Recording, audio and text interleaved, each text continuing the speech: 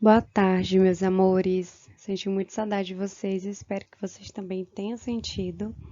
Obrigado por todas as orações. Eu ainda não estou 100%, mas estou perto e a gente não pode parar porque está bem perto da nossa prova do terceiro bimestre e eu quero preparar vocês para tirar só notas boas, tá bom? Vamos lá, pegar a apostila nova do terceiro bimestre, tá?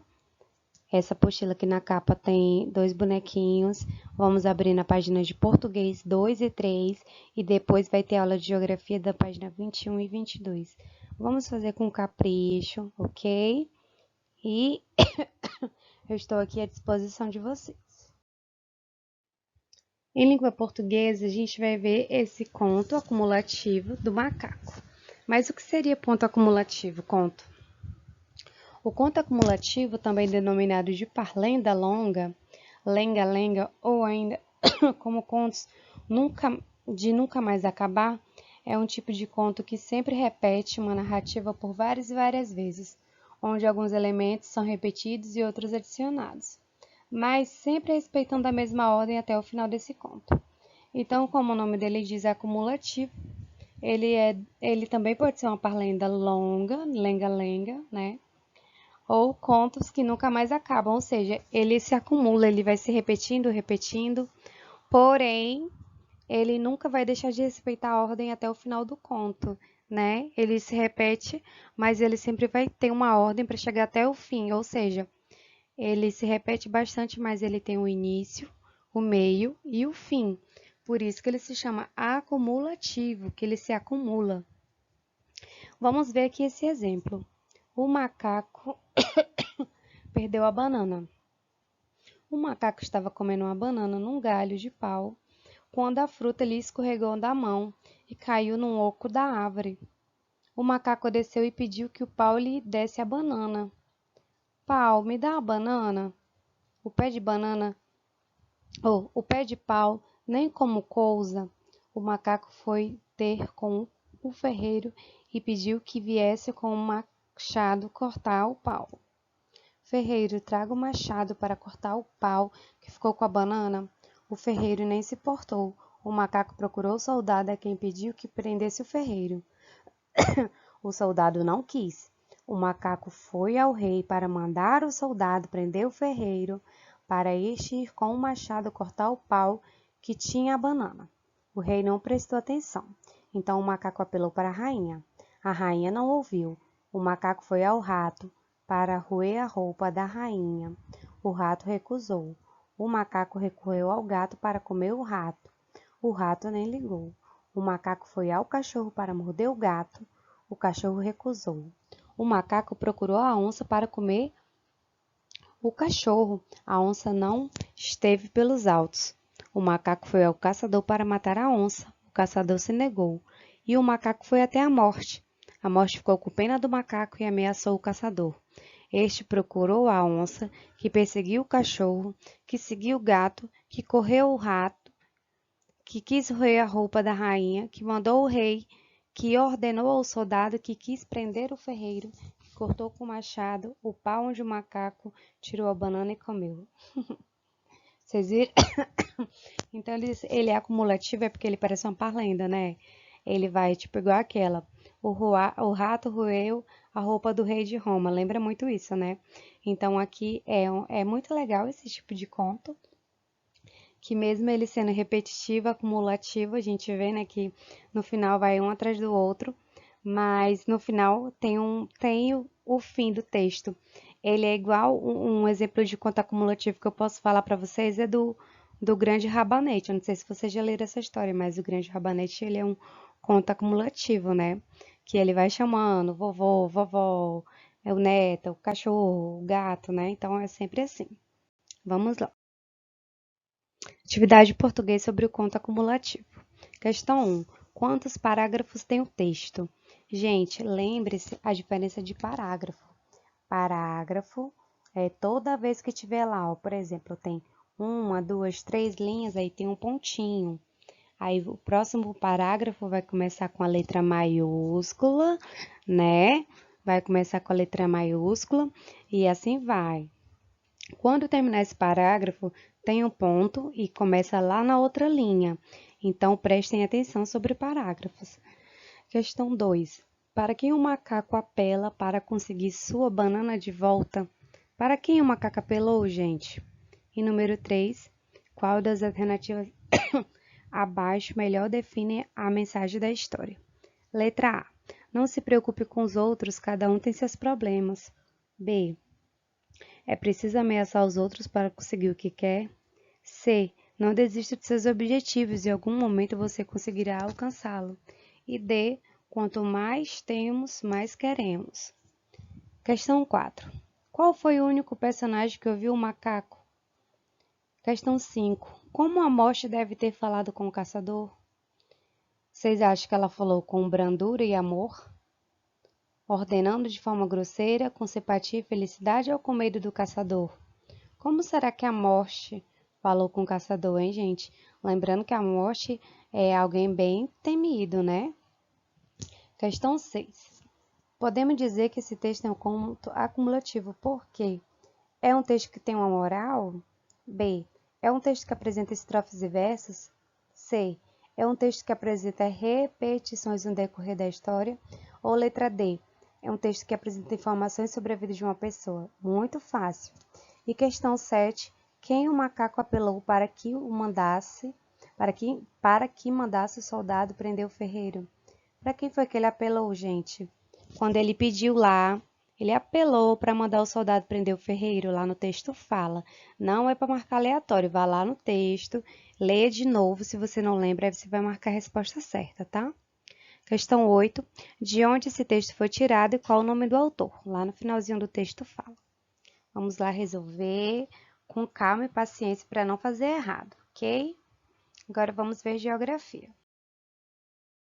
Em geografia, é um texto informativo sobre geografia, relevo. Vamos compreender um pouco sobre o que é relevo e descobrir qual é o relevo do lugar onde a gente mora, do Acre, né? Olha só, gente, a superfície da Terra não é igual em toda a sua extensão. Ou seja, aqui ele quer falar que a superfície, né, o chão, a superfície da Terra onde a gente pisa, ela não é igual em toda a extensão. Ou seja, o planeta Terra, ele não tem a sua superfície igual, ele é diferente. Alguns lugares são mais planos, né? Outros mais acidentados. Também apresentam regiões altas e regiões baixas. O conjunto das variadas formas da crosta terrestre é chamada de relevo. Quando você olha o planeta Terra, você já vê que ele não é igual, né? A parte do que? A superfície dele é diferente, né? Tem as regiões altas, regiões baixas, mais plana, né? E a gente vai ver aqui as principais formas de relevo. Ó, aqui, ó. Aqui, ó, nesse desenho aqui, ó. Ó, tá vendo aqui, ó, plana. Aí a gente já vê mais baixo, mais alta, tá vendo? É diferente. Vamos ver as principais formas de relevo. O que são as planícies? São grandes extensões de terrenos, geralmente planas e mais baixas que as terras vizinhas. As planícies são formadas por materiais trazidos pelo vento, pela água e por outros agentes da erosão. Então, gente, as planícies, né, são lugares grandiosos, são grandes extensões de terrenos, são lugares imensos de terra, né? E elas são plana e baixa, ó, plano, tá vendo aqui, ó? Tá vendo? Plana e baixa. E ela é formada por materiais trazidos pelo vento, pela água e por outros agentes da erosão. Os planaltos são superfícies elevadas, planas ou onduladas, bastante desgastadas pela erosão.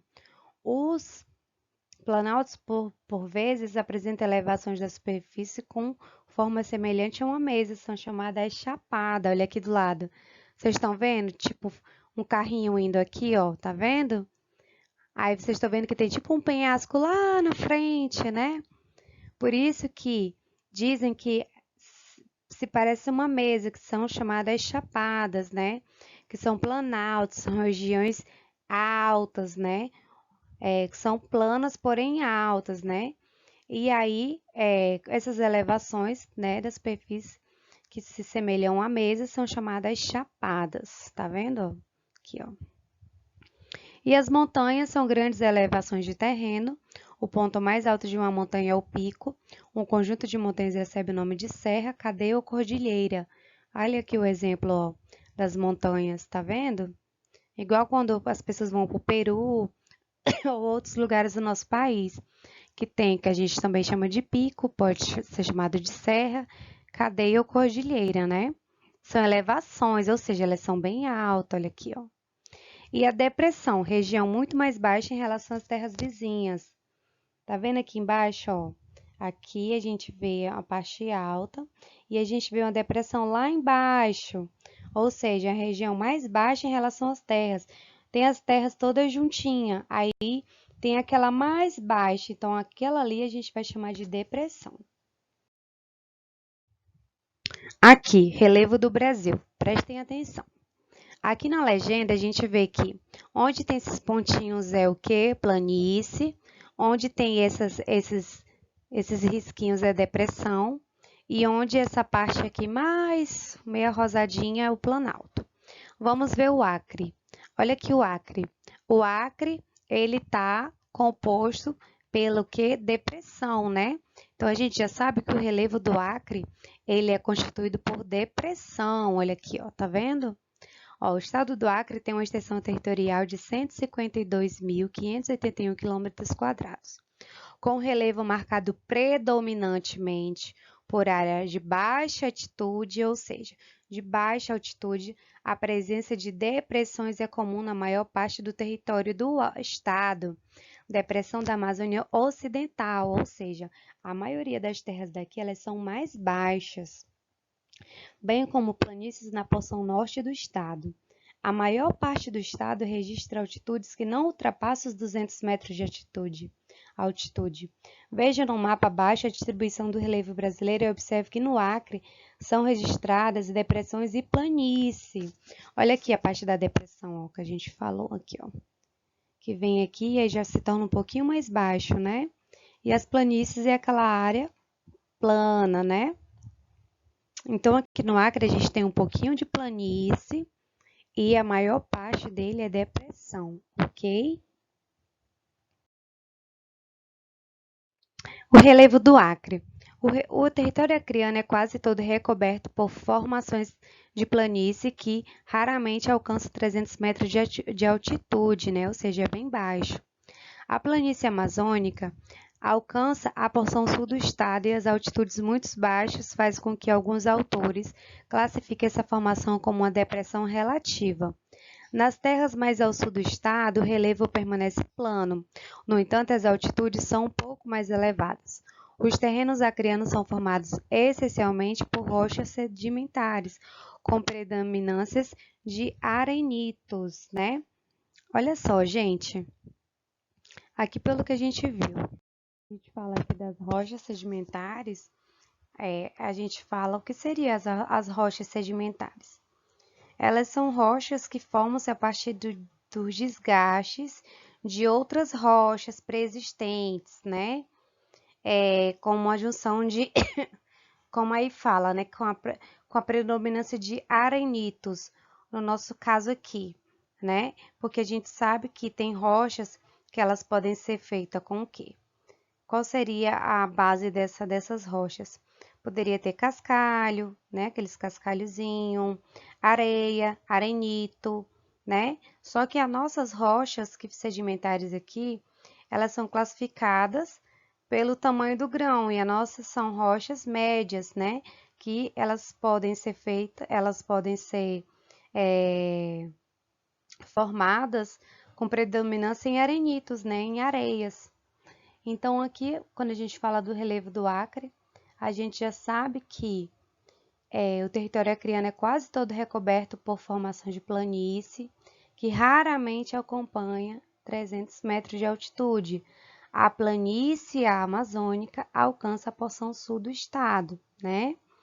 Então, no número 1, de acordo com o texto, o que é relevo? Aí vocês vão olhar lá no início do texto, tá? 2. As regiões mais baixas em relação às outras vizinhas chamamos de planalto montanha, depressão ou planície? Gente, a região mais baixa em relação às outras vizinhas, que eu falei, expliquei para vocês que tem lá no texto na frente. Quando a gente tem as regiões, os vizinhos ao lado, e aí aquela região é mais baixa. Como seria o nome daquela região mais baixa? Aí você vai explicar, você vai marcar. Número 3, são grandes elevações de terreno. E esses tipos de relevo chamamos de aquelas que já são elevações de terreno, já são maiores, mais altos. Lá fala também. E número 4, qual é a forma de relevo que predomina no estado do Acre? Aí vocês vão colocar. E 5, os terrenos acreanos são formados basicamente de rocha rochosa, sedimentares, rochas e granitos ou rochas. Aí aqui fala, ó, essencialmente por rochas o quê? E na número 6, represente em forma de desenho planícies e montanhas. Igual tem no desenho ali na frente, aquela parte das planícies, né? Que a gente já viu como é que a gente pode desenhar as planícies, né? E as montanhas é bem fácil, porque vocês sempre veem em desenhos, em filmes, né? Mas e as planícies, como é que eu poderia fazer? Aí eu vou dar uma olhadinha, né? Em como que tá lá no primeiro slide, tá bom? Então é isso, se vocês tiverem dúvidas, é só falar comigo, tá? Um beijo, gente!